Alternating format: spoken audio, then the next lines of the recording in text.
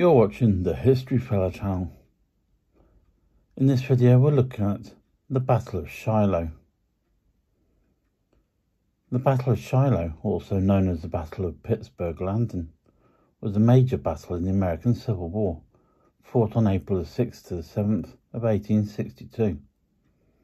The fighting took place in southwestern Tennessee, which was part of the war's western theatre.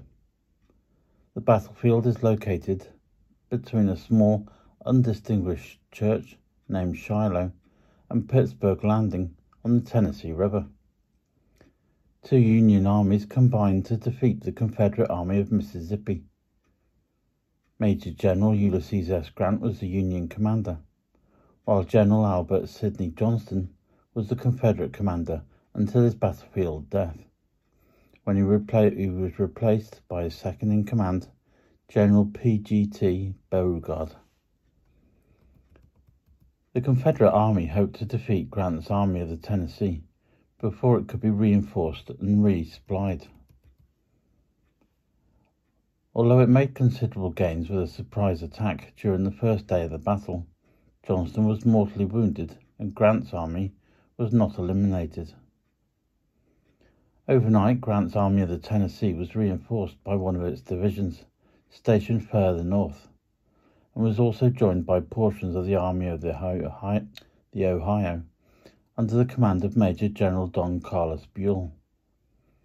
The Union forces conducted an unexpected counterattack in the morning, which reversed the Confederate gains of the previous day. The exhausted Confederate army withdrew further south, and a modest Union pursuit started and ended on the next day. Though victorious, the Union army had more casualties than Confederates. After the surprise and lengthy Union casualty list became known, Grant was heavily criticized. In fact, decisions made by both the Federal and Confederate High Command were afterwards questioned by individuals on and off the battlefield. The battle was the costliest engagement of the U.S. Civil War up to that point, and its nearly 24,000 casualties made it one of the bloodiest battles in the entire war. During 1862, a Union army led by Ulysses S. Grant won two battles that were most significant Union victories at that time of the American Civil War. The battles were the Battle of Fort Henry and the Battle of Fort Donelson, and they occurred in Tennessee, on the Tennessee River and the Cumberland River, respectively. Those rivers were vital to the Confederacy as transportation routes, and they also connected the city of Nashville and ironworks and major agricultural areas. Nashville was a converging point for railroads, a major producer of gunpowder, and a major supply depot. The Union Army increased its firepower in those battles by receiving assistance from U.S. Navy gunboats. The steam-powered gunboats were flat-bottomed, armoured, and carried up to 13 artillery pieces. Grant was rewarded for his success by a promotion to Major General, making him senior to all generals in the Western Theatre, with the exception of Major General Henry Halleck. Continuing their push into Confederate territory, Union troops arrived at the Tennessee River town of Savannah, Tennessee, on March 11th. By mid-March, a large number of Union troops were camped there and at landings further south, and additional Union troops under the command of Don Carlos Buell were moving from Nashville to join the force on the river. Union leadership realized that the troops were too spread out, so it was decided to concentrate troops at Pittsburgh Landing. Pittsburgh Landing is 9 miles upriver of Savannah and had a road that led to Corinth, Mississippi. About 3 miles inland from the landing was a log church named Shiloh, and it was from this church that the battle gets its name. The battle was also being called the Battle of Pittsburgh Landing. The area that would become the Shiloh battlefield was somewhat shaped like a triangle, with the sides formed by various creeks and the Tennessee River. The land was mostly wooded, with scattered cotton fields, peach orchards, and a few small structures. The Confederate Army's February the 6th loss at Fort Henry caused it to abandon Kentucky and parts of Tennessee. The last Confederate troops in Nashville moved south on February the 23rd. General Albert Sidney Johnston, Confederate commander of the Western Theater, made the controversial decision to abandon the region. Although Confederate politicians were unhappy with Johnston's performance and the abandonment, the consolidation of troops further south was a wise choice, because the Union forces on the Tennessee River could cut off Confederate retreats from posts in Kentucky and major portions of Tennessee. Confederate leadership decided to consolidate the forces in Corinth, Mississippi, which is just south of the Tennessee-Mississippi border. The town of Corinth had strategic value because it was the intersection of two railroads, including one that was part of the rail network used to move Confederate supplies and troops between Tennessee and Virginia. By the end of March, over 40,000 Confederate troops were concentrated at Corinth. The Union plan was to combine Grant's and Buell's armies and continue it southwards. If the combined armies could move south and capture Corinth, they would have a good starting point for the capture of Memphis, Vicksburg, and large portions of Confederate territory, with most of Grant's army camped near the river of Pittsburgh Landing. In early April, one division was 5 miles downstream at Crump's Landing, and Army headquarters remained further north in Savannah. Buell's army, who was moving south from Nashville to Savannah, and no advancement beyond the Pittsburgh Landing, Shiloh area, was allowed until the two armies combined. On April the 4th, Confederate cavalry was seen by a Union patrol near Shiloh, but Union leadership was not concerned. Confederate leaders realized they could soon be outnumbered. They had 42,000 men at Corinth and 15,000 more on the way, while the not yet combined Union force could be as large as 75,000 men. Instead of waiting to be attacked by a larger force, they decided to surprise the Union Army on April the 4th, before the 2nd Union Army arrived from Nashville. Inexperience and bad weather caused their 20-mile march north to be a nightmare of confusion and delays, and the Confederate Army was not deployed into position until the afternoon of April the 5th. The Army spent the night of April the 5th on the south side of the Union campsites. The plan was to attack the Union left, pushing it northwest against the swampy land adjacent to Snake and Owl Creeks. Confederate troops along the Tennessee River would prevent Union reinforcements and resupply. The two Union armies in the Battle of Shiloh were part of the Department of the Mississippi, which were commanded by Major General Henry Halleck. Although Halleck hoped to lead the two armies in an eventual attack on Corinth, he was not present at Shiloh. The combined armies present for the battle totaled 66,812 men.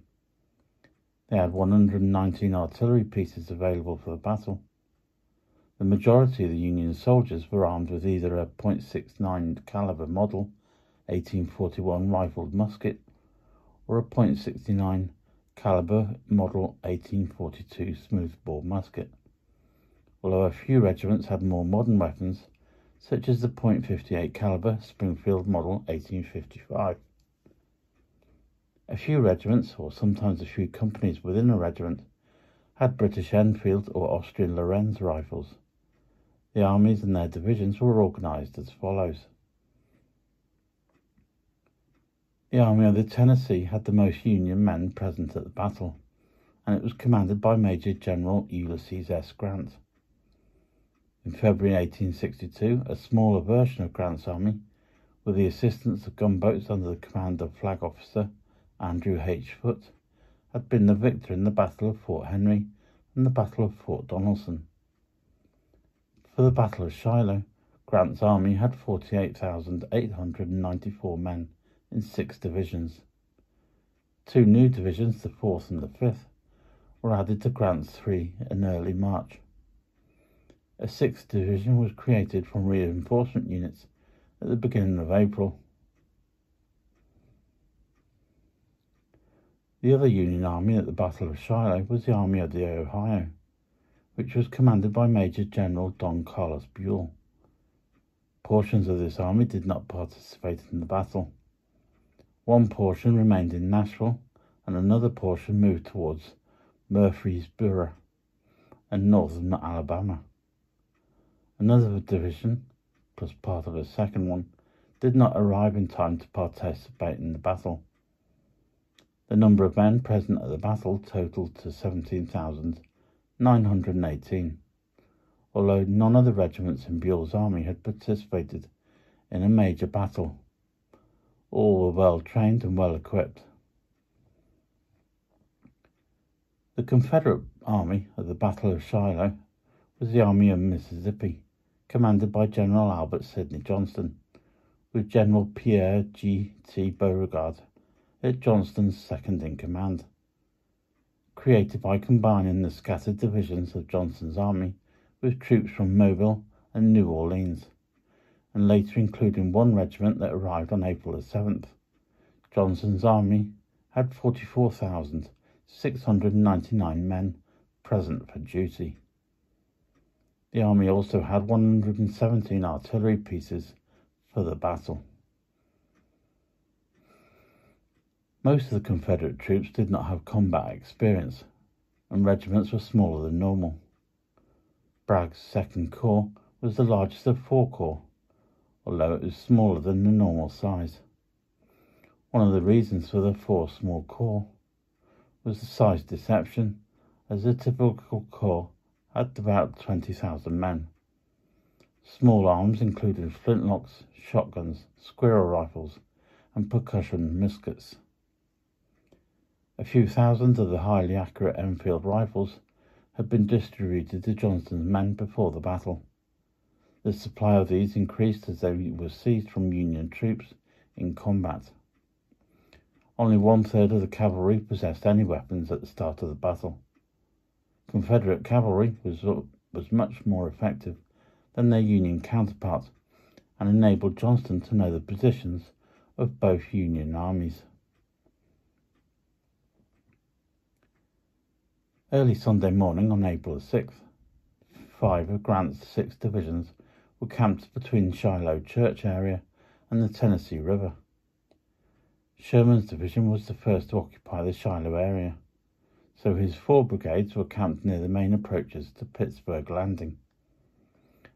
Colonel David Stewart's brigade was on the Union left, near the Hamburg-Savannah Road and the ford. To the west of the Shiloh Church area, Sherman's other 3 brigades formed the Union right.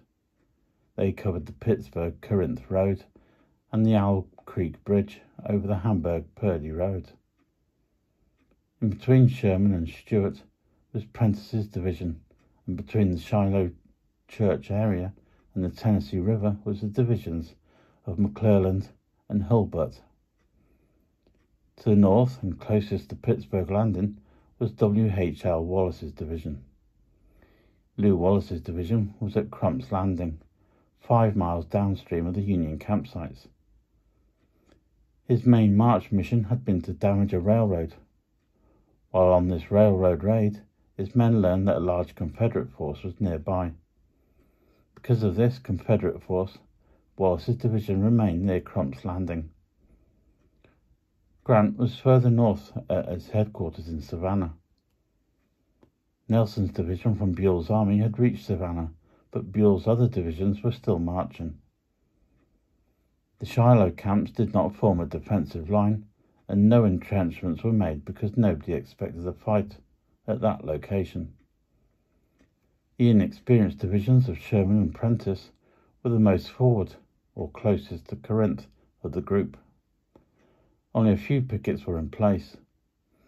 Despite a small skirmish taking place on April the 4th, After hearing reports concerning sightings of Confederate soldiers in the Shiloh area, Colonel Everett Peabody, commander of the 1st Brigade from Prentice's division, became concerned. Around midnight on April the 5th, Peabody ordered Major James E. Powell to take 3 companies of the 25th Missouri Infantry Regiment and 2 companies of the 12th Michigan Infantry Regiment on a reconnaissance to See Field, where their sighting had been made. Prentice was not informed, and Powell's men advanced their camp southwest down a farm road that led to Pittsburgh-Corinth Road. The Confederate 3rd Brigade of Hardee's 3rd Troops was southwest of Powell's patrol. The brigade was commanded by Brigadier General S.A.M. Wood, and he had sent forward 280 skirmishers from Major Aaron B. Hardcastle's 3rd Mississippi Battalion. Hardcastle kept most of his men in the southeast corner of James J. Fraley's 48 at Cottonfield, while 2 sets of pickets were positioned closer to the Union camps. Around 5 a.m. on April 6th, Confederate pickets fired at Powell's men before returning to the battalion. When Powell advanced within 200 yards of Hardcastle's main force, the Confederates opened fire. The battle began with 2 small forces fighting for over an hour. At around 5:30 a.m., Confederate leaders heard the commotion at Fraley Field, and Johnston ordered a general attack. Johnston instructed Beauregard to stay in the rear and direct men and supplies as needed.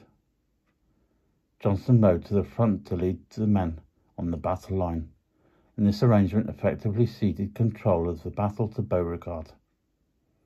On the Union side, Powell sent a message to Colonel Peabody that he was being driven back by an enemy force of several thousand. Hearing the fighting, Prentice soon learned that Peabody had sent out a patrol without authorization. Prentice was outraged and accused Peabody of provoking a major engagement in violation of Grant's orders. However, he soon understood that he was facing a large Confederate force and sent reinforcements. Peabody's patrol, with Powell leading, partially ruined the planned Confederate surprise and gave thousands of Union soldiers time, although brief, to prepare for battle. Although Peabody's patrol had alerted the Union Army, some Union leaders were not convinced that they were under attack. Sherman was not convinced until he was slightly wounded, and one of his orderlies shot dead after a 7 a.m. ride to investigate the commotion near Rhea Field. After Johnston's 5:30 order for a general attack, it took an hour before Confederate troops were ready. Another hour was lost skirmishing at the See Field. This reduced the Confederate advantage from the unexpected attack. The Confederate Army alignment was another issue that helped reduce the attack's effectiveness. The corps of Hardee and Bragg began the assault with their divisions in one line that was nearly 3 miles wide. At about 7:30 a.m., Beauregard ordered the corps of Polk and Breckinridge forward on the left and right of the line, which only extended the line and diluted the effectiveness of the 2 attacking corps. It became impossible to control the intermingled units, so the corps commanders decided to divide the battlefield, and each commander led their battlefield portion instead of their own corps. The attack went forward as a frontal assault. Johnston and Beauregard did not put more strength on the east side, which meant they did not focus on their objective of turning the Union left. Sherman and Prentice were the commanders of the first 2 Union divisions attacked, and those happened to be the most inexperienced of Grant's 6 divisions. Sherman, who had been negligent in preparing for an attack, performed with coolness and courage, while he inspired his raw troops. Facing artillery fire and a frontal attack from the corps of Hardee, Bragg, and Polk, Sherman's men performed reasonably well, if they thought. The inexperienced colonel of the 53rd Ohio Infantry Regiment, which had just repelled 2 Confederate advances, yelled, "Retreat and save yourselves," and many from his regiment ran away. Eventually, at least 2 companies of the Karma men from his regiment attached to another regiment. Sherman slowly moved the division back to a position behind Shiloh Church.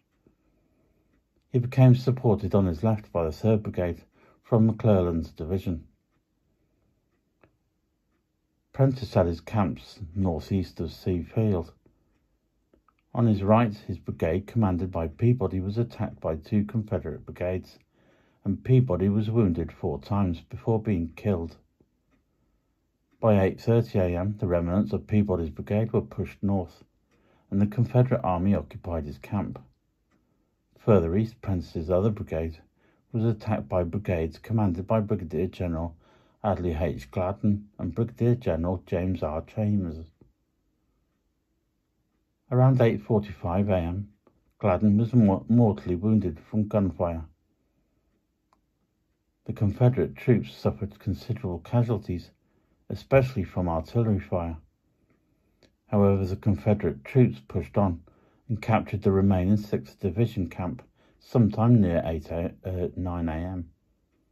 The Confederate soldiers had seen many of the Union soldiers running away from the front line and now possessed the Union camps of Sherman and Prentiss. Looting became a problem as Confederate soldiers found clothing, rifles, and food. Confederate leaders found it difficult to control their forces. They paused their attack, which enabled Prentiss to move further north. East of McClellan's, Hurlbut had all 3 brigades ready for action at 8 a.m.